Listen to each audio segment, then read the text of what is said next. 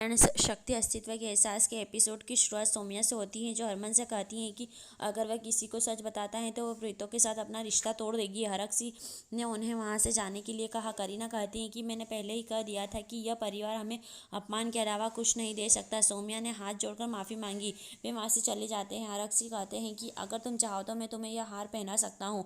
मेहमानों को बुलाया जाता है। वो मोमबत्ती जलाता है और प्रीतो को केक काटने के लिए कहता है, क्योंकि उसे उसका पति मिल गया है। शरण और हरक्षी को हरमन और प्रीतो की योजना के बारे में बताते हुए याद करती हैं और खुश हो जाती हैं। प्रीतो कमरे में जाती है। हरक्षी नृत्य करता है। हरमन सौम्या से पूछता है कि उसने प्रीतो को क्यों रोका। सौम्या का कहना है कि वह उनका तलाक नहीं कराना चाहती। हरमन का कहना है कि उसने उसे तलाक नहीं देने दिया और उसके चेहरे पर तलाक के कागजात नहीं मारने दिए। प्रीतो आती है और कहती है कि उसे परवाह नहीं है कि उसका तलाक हो।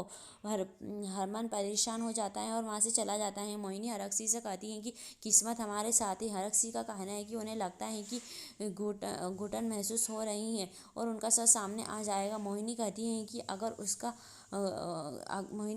कि अगर आपको घुटन महसूस होती है तो मैं कैसे सांस ले सकती हूँ। वह कहता है कि वह हमेशा उसके साथ रहेगा। मोहिनी अगर उसे छोड़ने की कोशिश करता है तो वह उससे अपनी गर्भावस्था का इस्तेमाल करेगी और सौम्या की किन्नर की सच्चाई का इस्तेमाल करेगी, क्योंकि वह उसे तलाक के कागजात नहीं दे सकता। सौम्या प्रीतो से कहती है कि हरमन कॉल नहीं उठा रहा है।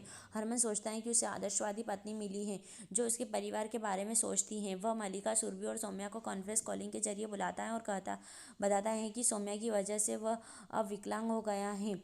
वह उससे हारते हुए देखकर मज़ा आ रहा होगा। मल्लिका का कहना है कि यह सही नहीं है। हरमन कहते हैं कि क्या मैं कहाँ गलत हूँ। वह कहता है कि मैं एक किन्नर की मौत देखकर डर गया तो उसे सौम्या के गुस्से का सामना करना पड़ा। फिर जब वह मल्लिका के घर में रहने गया तो आपने मुझे कई शर्तें पूरी करने को कहा और कहा कि जब उसने सौम्या की सच्चाई बताने की कोशिश की तो उसने उसे रोक दिया। सुरभि का कहना है कि सौम्या भी गलत नहीं है। हरमन का कहना है कि मैं अब सड़क पर ही सोऊंगा। सौम्या रोती है। प्रीतो कहती है कि वह रो रही है। हरमन सभी को शुभ रात्रि कहता है और कॉल काट देता है। मल्लिका चमेली से कहती है कि हरमन इस बार बहुत परेशान है। सुरभि कहती है कि मैं उसे फिर से फ़ोन करूंगी। नानी ने उसे फ़ोन न करने के लिए कहा। सौम्या रोती है। प्रीतो का कहना है कि हरमन बचकाना है। वह कहती है कि हरक्षी चुप नहीं रहेगा। हमें हरमन को समझाना होगा और पूरी तरह से एक साथ रहना होगा। हरमन सौम्या से प्रीतो सौम्या से उसे संभालने के लिए कहती है। सौम्या का कहना है कि वह कॉल नहीं उठा रहा है। प्रीतो का कहना है कि अब हमें ही उसे ढूंढने जाना होगा।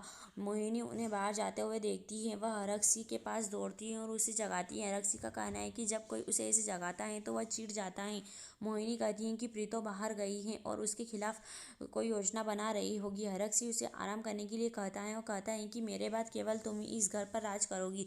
प्रीतो और सौम्या हरमन के पास आते हैं और उसे सड़क के किनारे सोते हुए देखते हैं। यही एपिसोड समाप्त होता है। आने वाले एपिसोड की अपडेट जानने के लिए मेरे चैनल को लाइक एंड सब्सक्राइब कीजिए।